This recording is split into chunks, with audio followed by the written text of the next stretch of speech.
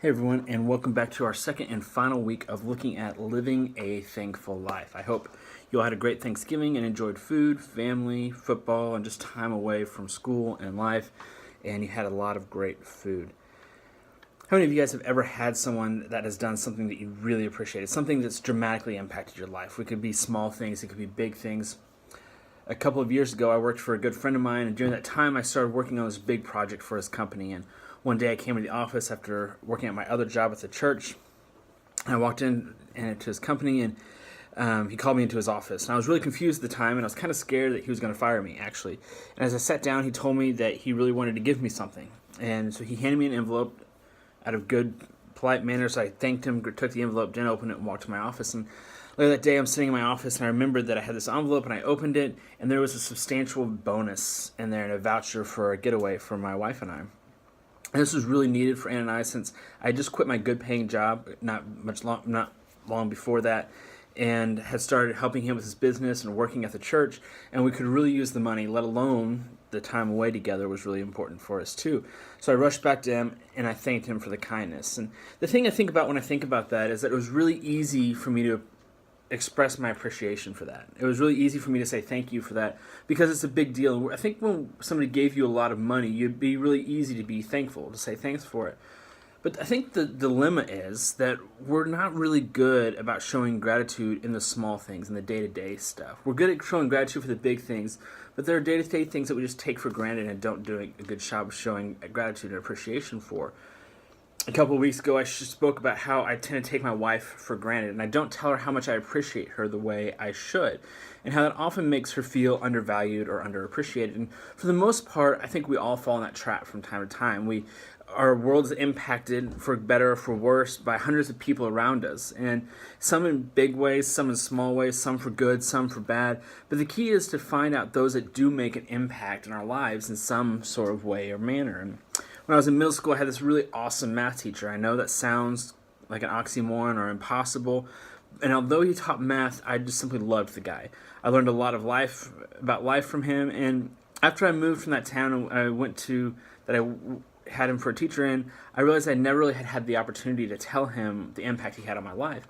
And the thing is, because as people, we don't actually spend time developing the habit and the discipline of gratitude. If you hear last week, we talked about how the act of gratitude is a habit. It is a discipline that we have to develop. It doesn't just come naturally. Years later, I found Dr. Han on Facebook and was able to send him a message about how much of an impact he had really had on my life. And if we really process it, I think that we all have people in our lives that impact us that we don't take the opportunity to let them know that they are valuable. I think that somewhere we have confused gratitude with weakness. And if we express to people that they've had an impact on our lives, it somehow is an act of giving them an upper hand or a sign that we're indebted to them at some level. Not to mention the fact that we, as a people, just generally don't have a great capacity to receive gratitude. It can make us feel awkward or uncomfortable when people do express that gratitude for us. Have any of you ever felt that and know what I'm talking about? The reality is that we are really called to be people of gratitude, to express to people the way they impact our lives and the impact they've had on our lives, and to be able to express the way that God has used them to touch our lives. What's powerful is that this is not an act of weakness, but it's actually an act of honoring God. If you've been around a while, you've heard me talk about the reality and the concept that we are created for community and that we're designed to walk in relationship with each other. The reality is that God places great value and He places great worth on people. And people are the most important thing to God. He loves people dearly. He took the time to create each of us in His image, but He also made us imperfect and to need each other. The act of showing gratitude to another person is really an act of honoring God because it honors the way that He made us and that need for each other. It honors the fact that we need each other and we're designed to help each other and to push each other. It also acknowledges the act of God working day in and day out in our lives. And the Apostle Paul spent a lot of time writing his letters expressing some gratitude. In Colossians 1, he said, "We give thanks to God, praying for you always." In 2 Corinthians, He expresses gratitude for the church in Corinth, but he also gratitude for the work that he's been able to do in their lives. And throughout his letters, he's constantly thanking people for the way they impacted him and what they've given to him, and just the whole role that they've had in his life. And some of the most sacred moments in my life, as I look back, have really been those times that I've acknowledged and stopped to see the work of God through other people and through the lives of other people. The thing is, God utilizes other people in our lives, and by stopping to see it, it is an act of worship. It's an act of seeing God at work in our lives. We're designed, as I said, to need each other, and by acknowledging the work of God, we acknowledge our need not only for people, but in a sacred way, we acknowledge the way God is using others in our lives, and seeing the way His perfect plan brings people alongside us. The other reason this is such a powerful exercise is that recognizing that God is someone, that He's a great act of allowing God to use people. It recognizes the way people are interacting with our lives. And how many of you ever have had somebody express gratitude for something that you did that you may not even realize the full outcome of your actions? You just did it.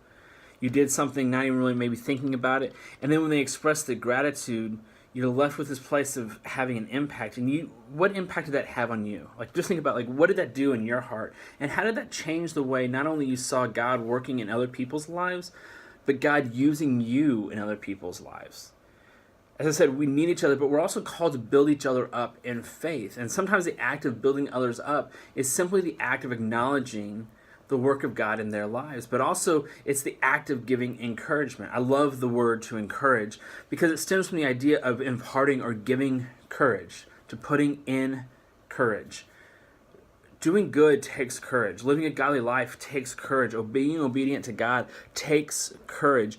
And as much as people do for you and give to each of us, it's a very godly thing to impart courage back to people. I love in Colossians 3, Paul says, "Let the peace of Christ rule in your hearts, since as members of one body you are called to peace, and you are called to be thankful.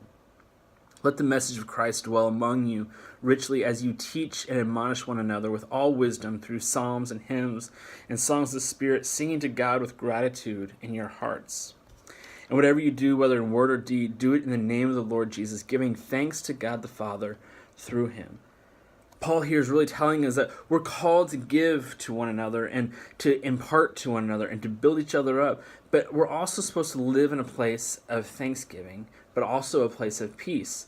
Like we talked about a couple weeks ago, Thanksgiving does bring peace, but it also encourages and it also brings unity that Paul's talking about here. And it brings peace, it brings unity, it brings love, and it opens our eyes to see the act of God in our lives. Gratitude is the key to acknowledging God's work in our lives. One of the greatest influences that we can have is really to engage people with the love and the power of Christ, and that's through living in a place of gratitude. To express to others the importance of the role they've had in lives. People are a significant part of your story, and it's important that we honor that part of the story, and that every time that we're able, we give place to God working through other people. The whole idea this week is that we understand that we all have this desire to be appreciated. We all have this desire to be wanted. And the act of living in gratitude towards others is a godly expression of His love. But it also opens our eyes and opens our lives to allow other people into our lives, to impact, to speak in. And then that gratitude gives place for those words to have root.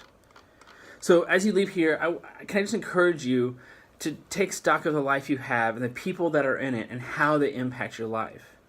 Who are the people that are in it that are making significant and small impacts in your life? Who are the ones that are changing you? When's the last time that you expressed your heart and your gratitude to them? And as we go today, I encourage you to take time and send a text, write a note, do whatever is necessary to express to someone in your life that they have made an impact. Thanks for being with us. We hope to see you all next week.